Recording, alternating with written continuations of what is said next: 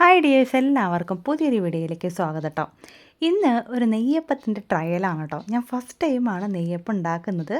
ഉണ്ടാക്കിയപ്പോൾ നന്നായിട്ട് പെർഫെക്ഷനായി എന്ന് പറയുന്നില്ല, നന്നായിട്ട് വന്നു.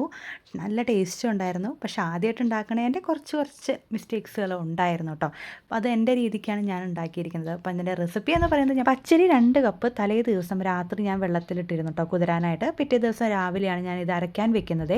അപ്പോൾ മിക്സിയുടെ ജാറിലോട്ട് കുതിർത്ത പച്ചരി ഡ്രെയിൻ ചെയ്തെടുത്തതാണ് കേട്ടോ. വെള്ളത്തിൻ്റെ അംശമൊന്നുമില്ല. അതിനകത്തോട്ട് നമുക്ക് ശർക്കര പാനിയാക്കിയത് ചൂടോട് കൂടിയിട്ടാണ് ഞാൻ ഒഴിച്ചു കൊടുത്തിരിക്കുന്നത്. പിന്നെ 2-3 ഏലക്കായ ഇട്ട് കൊടുത്തിട്ടുണ്ട് കേട്ടോ.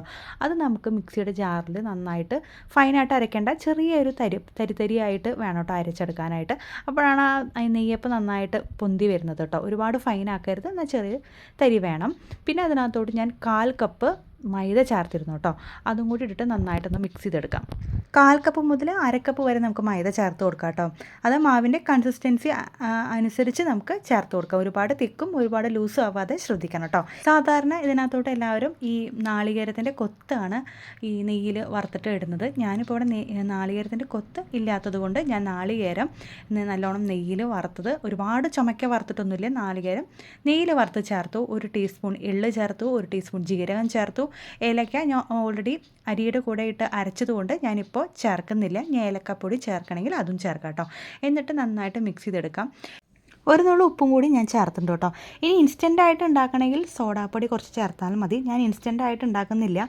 ഞാൻ എൻ്റെ വർക്കൊക്കെ കഴിഞ്ഞിട്ടാണ് കേട്ടോ, എൻ്റെ ജോലികളൊക്കെ കഴിഞ്ഞിട്ട് 1-2 മണിക്കൂർ കഴിഞ്ഞിട്ടാണ് ഉണ്ടാക്കിയത്. പക്ഷേ അത്രയും വെയിറ്റ് ചെയ്യണമെന്നില്ലായിരുന്നു കേട്ടോ. ഞാൻ ഇത്തിരി അധികമായി പോയി വെച്ചത്. അപ്പോൾ നമുക്ക് ഉണ്ടാക്കുമ്പോൾ അതിൻ്റേതായിട്ടുള്ള പ്രശ്നങ്ങൾ ഉണ്ടായിരുന്നു കേട്ടോ. അപ്പോൾ ഒരുപാട് മണിക്കൂർ ഇങ്ങനെ വെക്കണം എന്നില്ല. നമുക്ക് 1 മണിക്കൂറൊക്കെ മാക്സിമം വെച്ചാൽ മതിയാവും കേട്ടോ. അല്ലെങ്കിൽ അത് വീർത്ത് വരുമ്പോൾ പൊട്ടി വരാനായിട്ട് സാധ്യതയുണ്ട്. എനിക്ക് അതാണ് ഉണ്ടായത്. മാവ് നന്നായിട്ട് വീർത്ത് വന്നപ്പോൾ അത് അവിടെ ഇവിടെ പൊട്ടി വരുമ്പോൾ എണ്ണ കുടിക്കാനായിട്ട് സാധ്യതയുണ്ട്. അപ്പോൾ അതെനിക്ക് തോന്നി.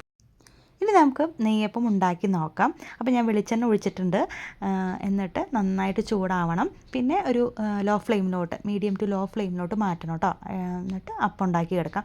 അപ്പോൾ ഇച്ചിരി തിക്കാന്ന് എനിക്ക് തോന്നി. പക്ഷേ ലൂസാക്കി കഴിഞ്ഞാൽ അത് പാത്രത്തിൽ ഒട്ടിപ്പിടിച്ചാലൊന്നും എനിക്കൊരു പേടിയുണ്ടായിരുന്നു കേട്ടോ. ഫസ്റ്റ് ട്രയൽ ആയതുകൊണ്ട് ഇങ്ങനത്തെ ഒരു എനിക്ക് ഡൗട്ടുകൾ ഉണ്ടായിരുന്നു. പിന്നെ പുതിയ പാത്രമാണ്, ഇങ്ങനത്തെ പാത്രത്തിൽ ഉണ്ടാക്കി കഴിഞ്ഞാൽ റെഡി ആവുമോ അങ്ങനെയൊക്കെ ഉണ്ടായിരുന്നു കേട്ടോ. അപ്പോൾ ഫസ്റ്റത്തെ നെയ്യപ്പം എന്തായാലും കറക്റ്റായിട്ട് വന്നു കേട്ടോ.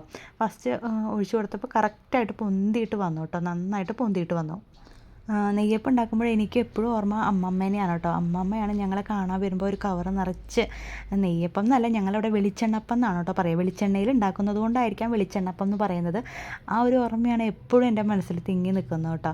അമ്മമ്മ അങ്ങനെ ഒരു കവർ നിറച്ച് അപ്പമായിട്ടാണ് വരിക ഞങ്ങളെ കാണാൻ. ഞങ്ങൾ പോലെ 4 പേരുണ്ട്. എനിക്കൊരു ബ്രദറുണ്ട്, പിന്നെ 3ാമത്തെ ട്വിങ്സാണ്, ഒരു ബ്രദറും സിസ്റ്ററും. എല്ലാവരും മാരേജ് ഒക്കെ കഴിഞ്ഞ് സെറ്റിൽഡാണ് കേട്ടോ.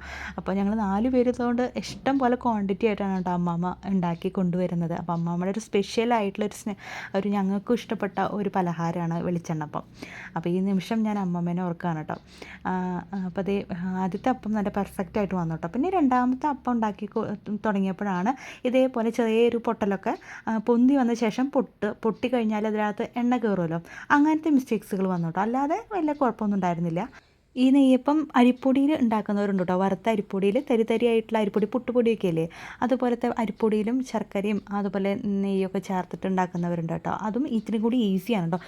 ഉണ്ടാക്കാനായിട്ട് ഒരു ബുദ്ധിമുട്ടും ഇല്ലാത്തൊരു പലഹാരമാണ് കേട്ടോ നെയ്യപ്പം. പിന്നെ കുറച്ചൊക്കെ ഈ എണ്ണയൊക്കെ പൊരിച്ചെടുക്കണം എന്നുള്ളൊരു ഇത് മാത്രമേ ഉള്ളൂ കേട്ടോ.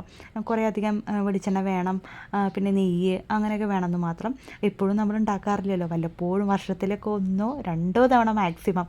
ഞാനിപ്പോൾ കുറേ നാളായിട്ട്, മാസങ്ങളായി ഉണ്ടാക്കിയിട്ട്.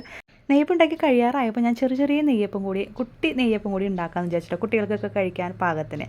അപ്പോൾ നല്ല രസമായിട്ടത് പൊങ്ങി വന്നു കേട്ടോ. പൊങ്ങി വന്നിട്ട് മറിച്ചിടാനൊക്കെ നല്ല എളുപ്പമായിരുന്നു കേട്ടോ.